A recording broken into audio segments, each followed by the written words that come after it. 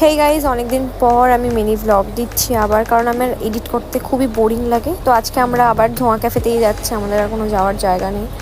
তো চলো যাওয়া যাক। এখানে গিয়ে আমার দিদি খেয়েছে কফি, রিয়া খেয়েছে চা, আর আমার ফেভারিট খাবার ফ্রেঞ্চ ফ্রাই।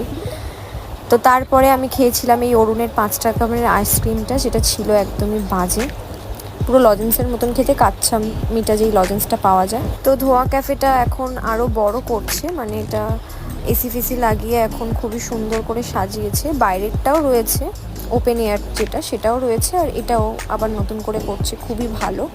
তো আমরা এখন বাড়ি ফিরছি, আর আমার 5 টাকা আইসক্রিমটা খেয়ে হাতটা চিপচিপা হয়ে গেছে, সেটাই দেখাচ্ছিলাম।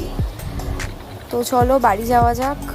আর আমি এই দুটো 6 টাকার আইসক্রিম নিয়েছি, যেটা খেতে কিন্তু খুব সুন্দর ছিল, ওই 5 টাকার থেকে যথেষ্ট ভালো।